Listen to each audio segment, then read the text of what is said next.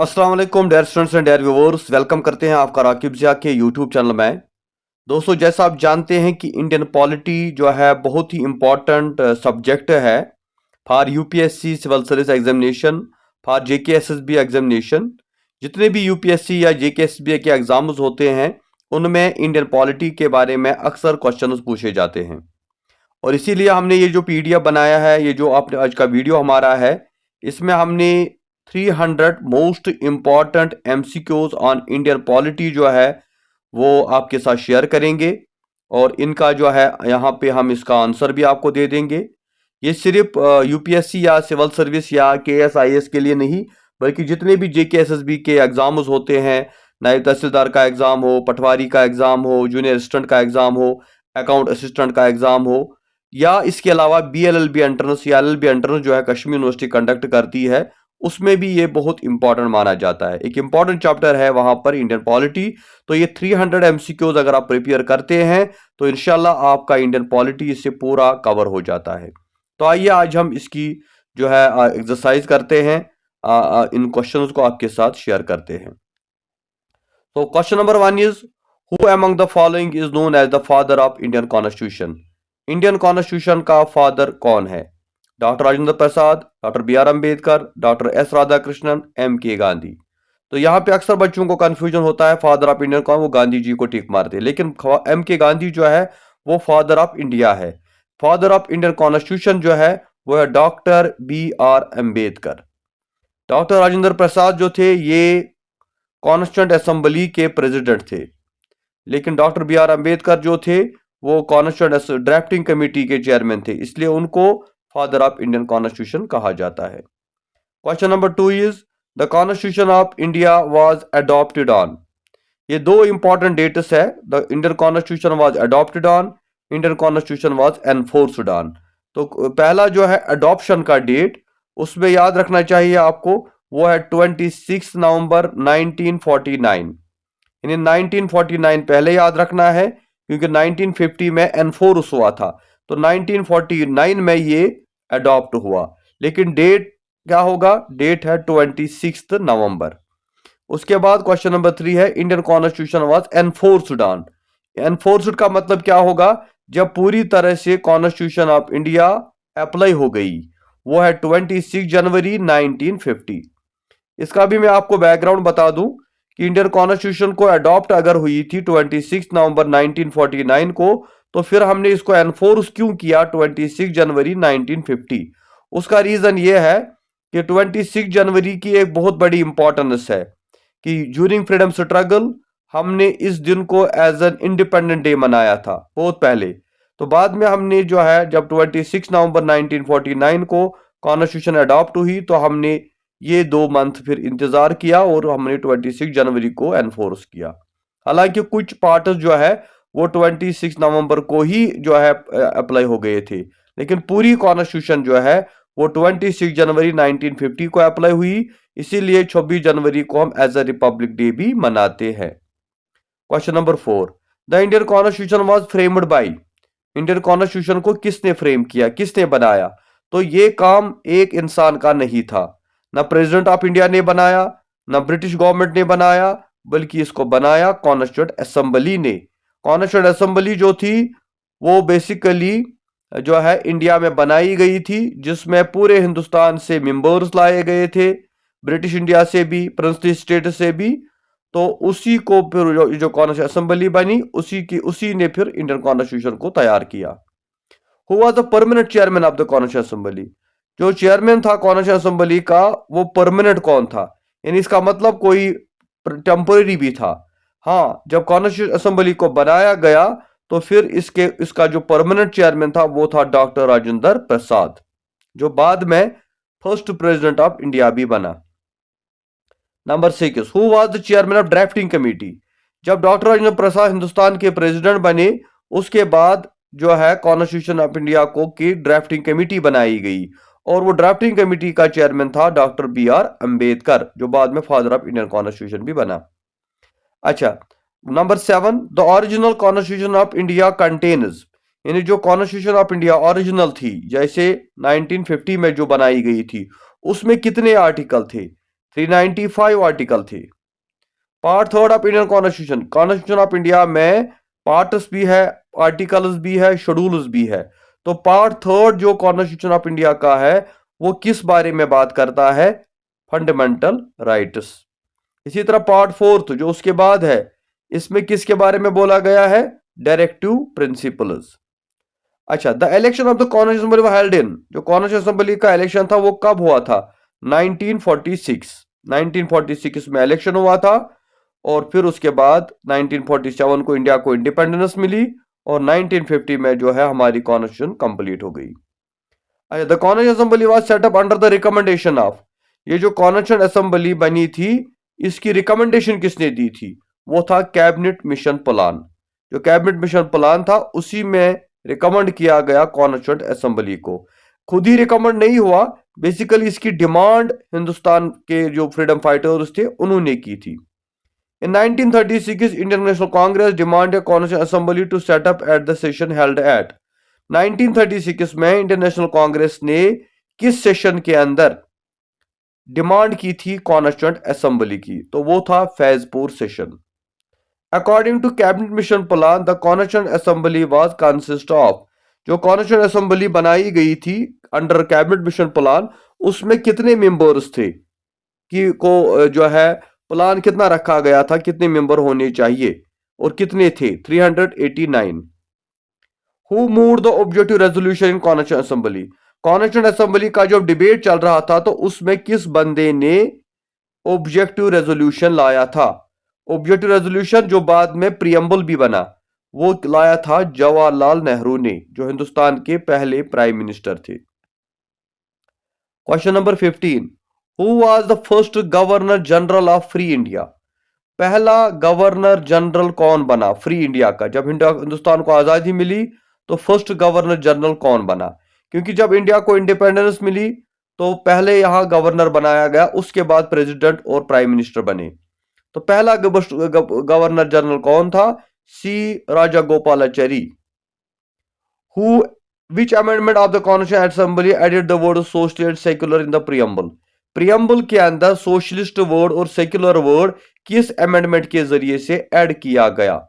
That means कि जब preamble बना था उसमें सोशलिस्ट और सेक्युलर वर्ड नहीं था। जैसे हम पढ़ते हैं India will be a socialist secular democratic Republic, तो उसमें ये दो वर्ड पहले से नहीं थे, ये बाद में ऐड हुए। और किस अमेंडमेंट के जरिए से इनको ऐड किया गया? That was 42nd amendment. बड़ी इंपॉर्टेंट अमेंडमेंट है ये, अक्सर जो है हम इसको डिस्कस करते हैं। इसमें इससे जो है कॉन्स्टिट्यूशन ऑफ इंडिया के अंदर काफी चेंजेस आ गई थी, इसीलिए 42nd अमेंडमेंट को हम मिनी कॉन्स्टिट्यूशन भी कहते हैं। द इंडियन कॉन्स्टिट्यूशन इज, जो कॉन्स्टिट्यूशन ऑफ इंडिया है वो रिजिड कॉन्स्टिट्यूशन है, फ्लेक्सिबल है, या flexible as well as rigid है? वो flexible as well as rigid है, यानी बी पार्ट। तो flexible as well as rigid का मतलब क्या होता है? कि जिसको हम इजिली चेंज कर सकते हैं या जिसको हम इजिली चेंज नहीं कर सकते। तो रिजिड का मतलब होता है which can't be easily changed, flexible का मतलब होता है which can be easily changed. लेकिन हमारी कॉन्स्टिट्यूशन ऑफ इंडिया न रिजिड है न फ्लेक्सिबल, ये पार्टली रिजिड है, पार्टली, कुछ पार्ट्स इजिली चेंज हो सकते हैं, कुछ पार्ट्स के लिए हमें स्पेशल मेजॉरिटी की जरूरत पड़ती है।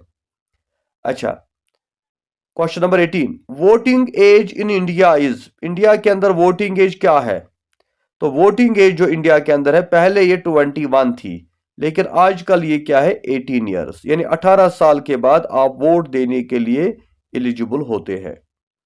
India became a Republic on, अभी मैंने बोला हिंदुस्तान रिपब्लिक कब बना?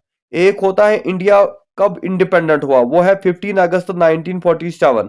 दूसरा है इंडिया कब रिपब्लिक बना, तो वो है 26 जनवरी 1950।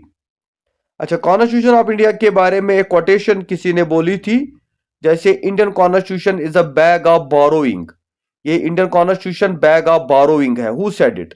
बैग ऑफ बोरोइंग का मतलब होता है कि we have borrowed the constitution of India from other constitutions of the world. क्योंकि आपको हम जो है आपको पता होना चाहिए कि जो कॉन्स्टिट्यूशन ऑफ इंडिया है इसको हमने कॉपी किया है many constitutions of the world. जैसे फंडामेंटल राइट्स हमने यूएसए से लाए, डायरेक्टिव प्रिंसिपल्स हमने इरिश कॉन्स्टिट्यूशन से लाए, इसी तरह पार्लियामेंट्री सिस्टम हमने यूके से लाया। तो इसको बोलते हैं बैग ऑफ बोरो। ये किसने बोला था? एम ए जिन्ना ने कहा था, नेहरू ने कहा था या गांधी ने? ये कहा था केटी शाह ने। अच्छा, the method of amendment in India is provide in article. Constitution of India में अमेंडमेंट का मेथड है, यानी कॉन्स्टिट्यूशन को चेंज किया जा सकता है। ये कोई सैक्रेड बुक, होली बुक नहीं है। It's a man made book, so it can be changed any time. उसको हम बोलते हैं अमेंडमेंट। तो ये अमेंडमेंट का प्रोसीजर किस आर्टिकल में है? बड़ा इंपॉर्टेंट आर्टिकल है, article 368। Directive principle of state policy has been borrowed from the constitution of. जो डायरेक्टिव प्रिंसिपल्स है, इनको हमने कहां से बोरो किया? अभी मैंने बोला आयरलैंड, यानी Irish constitution. National emergency can be declare by the president under.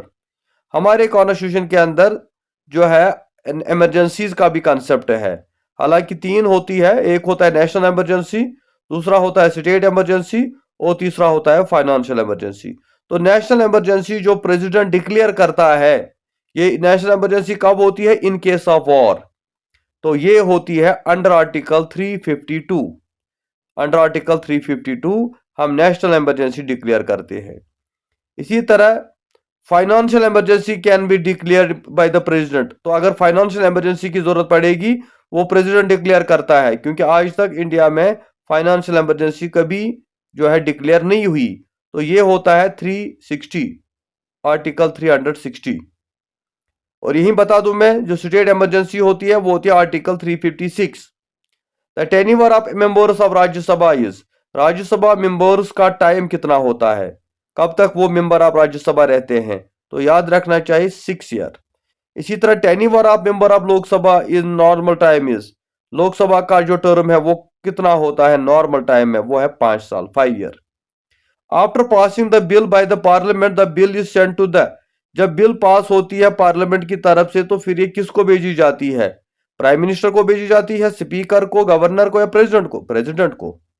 उसको बोलते हैं प्रेसिडेंट असेंट, यानी प्रेसिडेंट उसको अप्रूव करे। जब प्रेसिडेंट अप्रूव करेगा तब वो एक्ट या बिल पास हो जाती है। The maximum number of member of Rajya Sabha is fixed. Rajya Sabha में मैक्सिमम मेंबर कितने हो सकते हैं? कितने मैक्सिमम मेंबर होते हैं? वो है 250। इसी तरह maximum number of elected members of Lok Sabha is. तो लोकसभा के अंदर जो मैक्सिमम मेंबर्स है वो कितने होते हैं? 550। Who is the presiding officer of the Lok Sabha. Lok Sabha का प्रिजाइडिंग ऑफिसर कौन होता है? यानी वहां पे स्पीकर जिसको बोलते हैं, वो होता है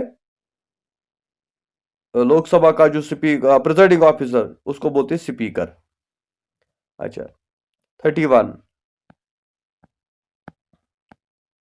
who is the presiding officer. चलिए, राज्यसभा का प्रिजाइडिंग ऑफिसर कौन?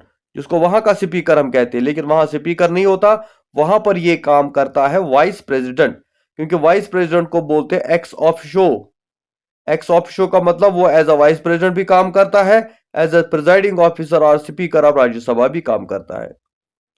अच्छा, the budget is introduced in Lok Sabha by. Lok Sabha के अंदर बजट को कौन इंट्रोड्यूस करता है? Finance minister, speaker, governor, president. Finance minister. तो यहां मैं आपको पूछूं, who is the finance minister of India present? इस वक्त कौन है? 2024 की बात हम कर रहे हैं, तो वो है निर्मला सीतारमन, जिसने रिसेंटली पार्लियामेंट के अंदर बजट पेश किया था। How many members are nominated by the president in the Rajya Sabha. Rajya Sabha में कुछ मेंबर्स को नॉमिनेट किया जाता है प्रेसिडेंट की तरफ से। तो कितने मेंबर्स को वो नॉमिनेट करता है? 10, 11 या नन ऑफ द अबव? नहीं, 12। The candidate contesting for Rajya Sabha should not be less than. जो बंदा राज्यसभा के इलेक्शन का लड़ना चाहता है, उसकी एज कितनी होनी चाहिए? 40, 35, 25 या 30 ईयर्स। 30 साल होनी चाहिए कम से कम। Lok Sabha can be dissolved by. Lok Sabha को डिसॉल्व कौन कर सकता है? गवर्नर करेगा, फाइनेंस मिनिस्टर, स्पीकर। उनकी कौन सी ताकत है? नहीं, प्रेसिडेंट करता है। Which case associated with the basic structure doctrine. Basic structure doctrine में बता दूं, बेसिक स्ट्रक्चर कहते हैं जो कॉन्स्टिट्यूशन की फाउंडेशन है, बुनियाद है। बेसिक स्ट्रक्चर जिसमें प्रियम्बल आता है, जिसमें हमारे फंडामेंटल राइट्स आते हैं। तो इस बेसिक स्ट्रक्चर के बारे में कौन सा केस है? Kesavananda Bharati case versus state of Kerala. अच्छा, minimum age needed for the president is. President के लिए कम से कम कितनी एज होनी चाहिए प्रेसिडेंट बनने के लिए? तो वो है 35 years. The term of office of the Indian president is. Indian president की जो टर्म है वो कितनी होती है, कब तक वो प्रेसिडेंट रहता है? 5 साल, 5 year. The president of India is elected by, president of India को कौन इलेक्ट करता है? चीफ जस्टिस, पार्लियामेंट या गवर्नर? नहीं, इलेक्टोरल कॉलेज। या इलेक्टोरल कॉलेज में आपको बता दूं, इसमें जो होता है, इसमें members of elected members of Lok Sabha Rajya Sabha होते हैं and elected members of state legislative assemblies होते हैं। उसमें दिल्ली और पौडुचेरी और जम्मू कश्मीर भी ऐड है, तो उससे उसको हम बोलते हैं इलेक्टोरल कॉलेज। इसी तरह vice president is elected by, vice president को कौन इलेक्ट करता है? इसको इलेक्ट करता है parliament. The real ruler of India is, अगर देखा जाए जो रियल पावर्स एंजॉय करता है इंडिया में, कौन? चीफ जस्टिस करता है, गवर्नर या इलेक्टोरल कॉलेज? नहीं, prime minister. The tenure of governor is, अब गवर्नर जो स्टेट के अंदर होता है उसकी टेन्योर क्या है? बराबर इक्वल टू प्रेसिडेंट, यानी 5 year. By whom is governor appointed, governor को कौन अपॉइंट करता है? चीफ जस्टिस, प्रेसिडेंट, पार्लियामेंट या इलेक्टोरल कॉलेज? नहीं, प्रेसिडेंट अपॉइंट करता है। जितने भी गवर्नर्स होते हैं उन सभी को प्रेसिडेंट ऑफ इंडिया अपॉइंट करता है। अच्छा, judicial review is a power of, judicial review का कंसेप्ट है कि इसका मतलब क्या होता है? तो कहते हैं जुडिशियल रिव्यू यानी court to make government to override judicial decision, court to give binding interpretation of the constitution, ombudsman to review. तो जुडिशियल रिव्यू क्या होता है? असल में जो हमारे कोर्ट्स होते हैं वो जो है कॉन्स्टिट्यूशन की इंटरप्रिटेशन करते हैं। ये कॉन्स्टिट्यूशन क्या है, यानी court to give binding interpretation of the constitution. Who appointed the chairman of the other members of UPSC, UPSC के जो मेंबर्स होते हैं उनको जो है अपॉइंट कौन करता है? तो ये काम भी प्रेसिडेंट ऑफ इंडिया ही करता है। Which are the following appointed the state election commission, state election commission जो है उसको कौन अपॉइंट करता है, उसके मेंबर उसको? तो ये काम करता है governor. Article 226 of the constitution of India reflect the powers of, article 226 जो है ये कौन से पावर्स को रिफ्लेक्ट करता है? High court. Supreme court consist of 1 chief justice and, supreme court में एक चीफ जस्टिस होता है और कितने जजेस होते हैं? उसमें 33 अदर जजेस होते हैं, यानी टोटल होते हैं 31। द जज of supreme court of India retire at the age, supreme court के जज की रिटायरमेंट एज क्या होती है? 65। To whom does supreme court advise, supreme court किसको एडवाइस करता है? ये पार्लियामेंट को करेगा, गवर्नर को या प्रेसिडेंट को या चीफ जस्टिस को? नहीं, ये प्रेसिडेंट को एडवाइस करता है।